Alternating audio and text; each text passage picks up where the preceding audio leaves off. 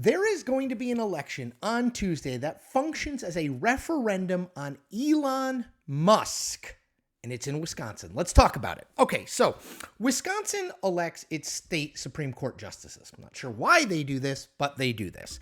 And on Tuesday, there will be an election in Wisconsin for a statewide job, 10-year term, between Brad Schimmel, who's the Republican, and Susan Crawford, who is the Democrat. Now, most of the time, these races don't get all that much national attention. This is not one of those times. Elon Musk was in Wisconsin, Green Bay in particular, wearing a cheese head on Sunday night to do a rally in which he gave out not one, but $2 million checks for people who signed a petition against activist judges. Groups affiliated with Elon Musk have spent $20 million that we know of on this race. The race is going to cost. Now, George Soros has spent a ton of money on the left. J.B. Pritzker, the governor of Illinois, has spent a ton of money on the left. So there's a lot of national money kicking around here in this race. And the race is going to cost north of $100 million, making it the single most expensive race for a state judgeship in American history. So why does Elon Musk and George Soros care so much about this race? Well, let's just do like a few basic things. The Wisconsin State Supreme Court has 7 judges on it. 4 are liberals. This is for a liberal seat. So if Democrats, if the left loses, Republicans would have control, ostensibly 4-3, of this process. So it's a swing vote. So that's one reason why it was always going to matter a little bit more than a vote where it wouldn't change sort of control of the state Supreme Court. But even so, it seems odd, right, that it's in this sort of election we're talking about, it matters so much that $100 million is going to be spent on it. Elon Musk is going to spend 1/5 of that on his own. Elon Musk is there doing a campaign-style rally 24 hours before the vote. Okay, so the answer, the question then becomes, why? All right, so I think a few reasons here. There's sort of the reason that Elon Musk says it matters, and then the real reason. Let me give you the reason he says it matters. So this court, to Elon Musk's explanation, will have the final say in congressional redrawing of the lines, in congressional redistricting, which will happen in 2031. And that if Democrats, the left, controls the Wisconsin State Supreme Court, they'll be able to draw a map that gets rid of 2 Republican-held seats. And if Republicans do, then those seats will remain. And Musk's argument is it's critically important that Republicans control the House, and this is a way that Democrats could get to control the House.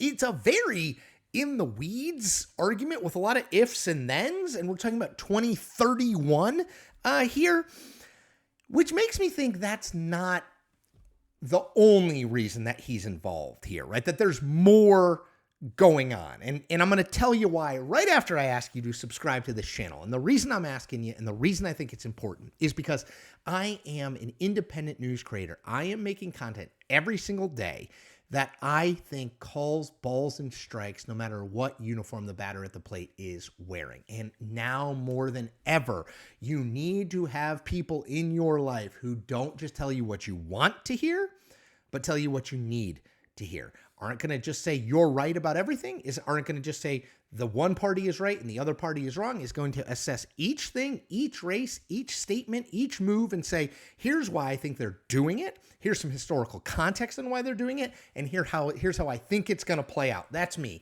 Independent, authentic, transparent, nonpartisan. I worked for mainstream media organizations for the better part of 3 decades, CNN and Washington Post most recently. I'm now on my own and I need your support. So become a subscriber.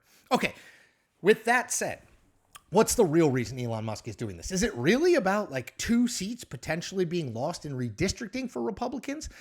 I mean, I think that's probably a reason. What's the real driving factor? Why is he so involved? And I think at least part of it, this is an ego thing. He has seen a lot of bad press since he became the head of the Department of Government Efficiency. His approval numbers are not particularly good. And I think he sees that this is a chance to change that narrative. Like it or not, the 2 names I mentioned, Brad Schimmel and Susan Crawford, yes, they're the 2 candidates. But really who this is a referendum on, even more than Donald Trump, who, by the way, did not take the opportunity to come into the state and do a rally at the end, this is a referendum on Elon Musk. He has made this race about himself. The ads that Susan Crawford or groups supporting Susan Crawford are running are about not her Republican opponent or her conservative opponent. They're about Musk and him buying this seat. Musk going in and giving away $1 million and to two people and spending $20 million through his various affiliated organizations. He's the biggest spender in the race. This is about him. The headlines today are about him and his rally and the cheese head he wore. And so I think that he's kind of embracing this as an opportunity to say, not only am I not as unpopular as some of these polls say, but I have the ability to bend this race to my will, that I want this guy. I'm going to support this guy. I'm going to spend money for this guy, and we're going to win this race that nobody thinks we will win. Now, of course, the opposite of that is also true. If you make the race a referendum on you as an Elon Musk, if your candidate loses, people are going to say, oh, that's really bad for Elon Musk because he spent all this money and he was in the state and he pushed and said this race is so important that I have to be here and spend my money, and then he lost. I think that the reason Trump stayed away is because the conservative nominee, Brad Schimmel, is probably not going to win. Most of the data I have seen, public and private, suggests he's behind. Doesn't mean he can't win, but he's behind.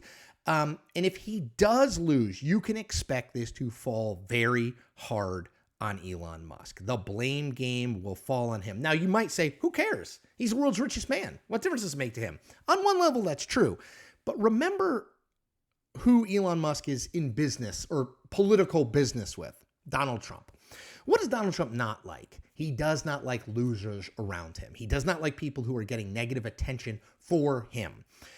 And if Elon Musk is seen as the fall guy, if the conservative candidate loses in Wisconsin, and I think he might well be seen as that, he's kind of putting himself in a position to either get lots of credit or lots of blame. If he winds up being the guy getting lots of blame, I think that diminishes him in the eyes of Trump a little bit. He's now no longer the guy who helped Trump win Pennsylvania, right? Elon came in at the end, spent tons of money in Pennsylvania. Trump wins Pennsylvania. He wins the election. Now he might be the guy who lost them that Wisconsin state Supreme Court seat. And that whiff, that stench of defeat is not the smell that Donald Trump likes. So yes, Elon Musk is going to be plenty rich on Wednesday, even with the $20 million he spent in the Wisconsin Supreme Court race. It's not going to matter to him.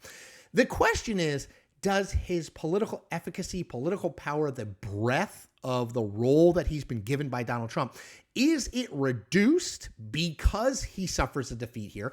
Or if he wins, is it elevated? And how long is Trump willing to stomach a guy who's basically kind of playing the de facto president, like going in for a last-minute campaign rally, spending a bunch of money at the end? These are the things that presidents and political parties typically do. Elon Musk is now playing that role. He's saying, I will take all your smoke. I will take this on. It's great. It's a huge bet. It's great if you win a huge long shot-ish bet. You lose a lot of money if you lose a long shot bet and you've put a bunch on it. And I think Musk is more likely to end up on the losing side than the winning side here.